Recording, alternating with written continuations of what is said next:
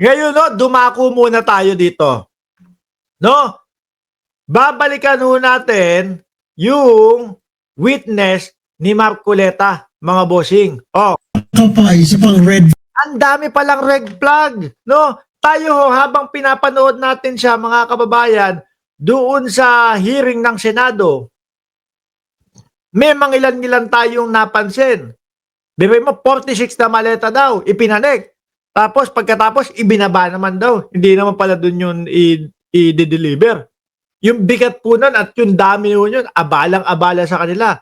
Isa ho yun sa nakita natin red flag. Tsaka yung pagko-coaching ni Marcoleta. At eto pa, madami pa din ho silang napansin, mga kababayan. Yung sa paghingi ng WPP, Witness Protection Program, sali-saliwa din ho eh. Pakinggan ho natin, mga boss. Oh. nakapagtataka pa, isa pang red flag doon, kasi patapos na, doon sa kanyang affidavit na I want sana protective custody.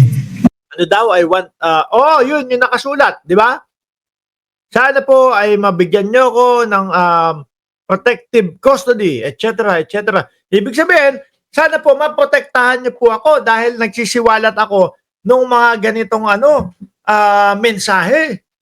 No? Dahil may pinangalanan po akong tao na ganito, ganyan. Pero sa dulo, mga kababayan, mismo ako, narinig ko ang sinabi, kayang-kaya niya daw. Superman yata ang tingin sa sarili. Hindi niya daw kaya nang magpoprotekta sa kanya dahil daw may baril daw siya. At mga bossing, alam niyo po kung kanino nang galing yung mga katanungan. May baril ka ba? No? O kanino nang galing? Bakit na-open yung kung merong beng-beng etong etong witness ni Marcoleta? Hindi yung mismo sa kanya eh. Kay Bato de la Rosa. Yung parang tipo bang yung dalawa, Bato de la Rosa at si Marcoleta, inililid nila. Ginagabayan nila yung witness. Pakinggan pa ho ito, mga boss. Oh. Then suddenly, after an hour or two, nagbago na. Hindi, kaya ko na mag-isa, may baril ako. Parang kinu-coach siya na, may baril ka ba? Opo, may baril ako. Oh, yun, di ba? Sorry, mali yata yung pagkakasabi ko si Bato de la Rosa yung nagtanong, may baril ka ba? Si Marcoleta yata o isa doon sa senador na yun. Kailangan mo na. Hindi na po, kasi kaya ko ng sarili ko. Ang gulo, di ba? Doon sa testamento, doon sa testimony niya o doon sa papel niya, kailangan niya ng puprotekta sa kanya. Pero physical niyang sinasabi, hindi po, kaya ko po. Ang gulo.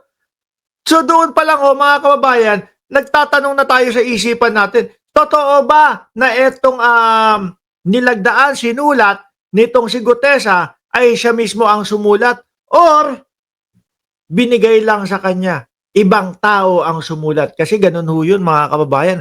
Lalo na kapag ka ikaw ay nagbabasa lang. Yung tipong ngayon-ngayon mo lang nakita. Diba? Pagka hindi ka nakapreno dyan, yung mga kataga o yung mga sentence, mababasa mo din eh. At saka hindi pumapasok sa utak niya. Diba? Kasi bakit to?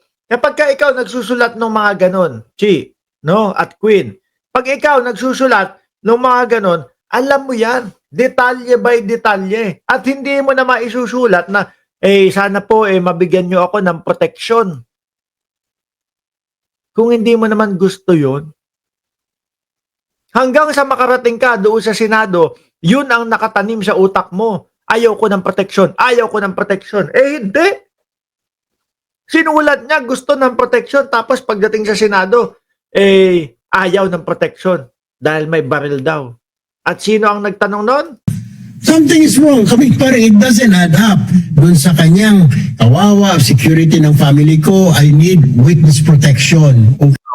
Yun yung nakasaad, di ba? Ronel Fernan, salamat sa iyong pakapidyaan sa sa super sticker mo. Okay. Then suddenly, I asked, kasi Senator Marcoleta said, ay pare, kailangan, I was the one presiding, Senator Lacson was out. Pare, kailangan natin na ilagay sa witness protection. Pumayag naman ako sa... Si Marcoleta, lahat na lang ng inilalabas niya, kailangan nasa witness protection program yun.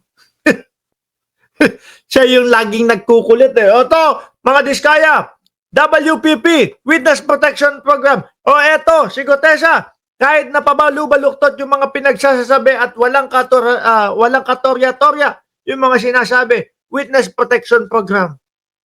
Lahat ho yata gusto ilagay doon, mga kababayan.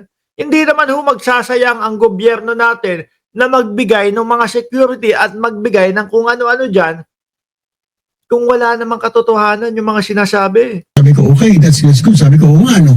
Sabi ko, sige, i-propose mo. Sabi ko, i-manifest mo. Sabi ko, after. Sabi niya, sige. Oh. And suddenly, si Senator Bato, may baril ka ba? Sabi niya, Tama pala ako, si Bato de la Rosa pala yung nagtanong nun. Di ba, Boss Mark, diesel t-shirt naman ang isuot mo. Diesel? Wala akong ganung Wala akong ganung tatak.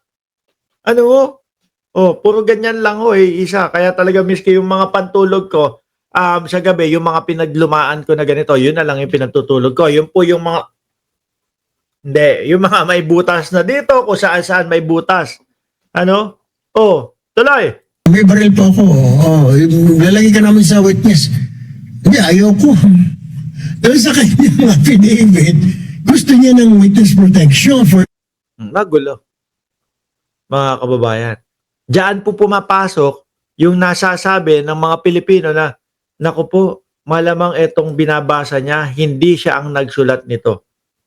Malamang itong binabasa niya, kung sino yung nagtuturo sa kanya, baka siya ang nagsulat na ito. Kasi yung nagtuturo mas magaling pa nalampasan mo yung yung paragraph 20.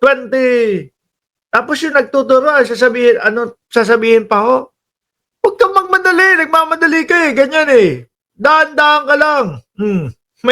May ganun pa Huwag ka nang nagdadagdag pa, nag-a-adlib ka pa Gumaganon pa si Marcoleta. Doon po sila nahahalata. At eto, meron pa pong pahabol, mga kababayan. Yung manong sa likod ni Erwin Tulfo, gaganong-ganon pa Tapos gaganon-ganon. Tapos, yung tipo bang alam mo na sinesenyasan siya? Kaya nga ang sinasabi ko, mga bossing, ang sinasabi ko sa inyo, mga kababayan, kaya ito hindi pumunta doon sa mismong DOJ, baka hindi niya kayang pumunta na mag-isa nang walang sumesenyas at nang walang nagtuturo mga kababayan. Mahirap po yun, Baka mamaya doon sa DOJ, kaya siya pinapapunta doon is ipasulat, sige nga, kung totoo ba na ikaw talaga nagsulat niyan, isulat mo nga ulit sa panibagong papel.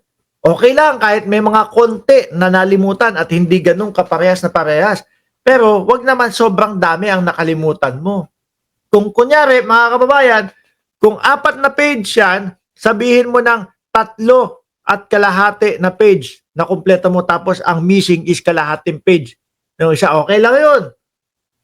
Normal lang yun. Pero kung ang mangyayari, 1 page lang ang naisulat mo, the rest, hindi mo na alam kung ano yung lalagay, may yari ka. Di ba? Isa yun sa iniisip ko kung bakit hindi siya pumunta doon sa patawag ng DOJ kasi hindi kayang ipaliwanag o hindi kayang muling isalaysay nang wala siyang hawak na papel or nang wala si Marcoleta o yung lolo na gaganong-ganon. 2 joints, 3 joints ata yun, mga kababayan. Kaya gaganong-ganon yung tutulog-tulog na lolo. Meron pang kunyari pa tutulog-tulog di ba, Ma'am Maritel T? Tapos gumaganyan pa.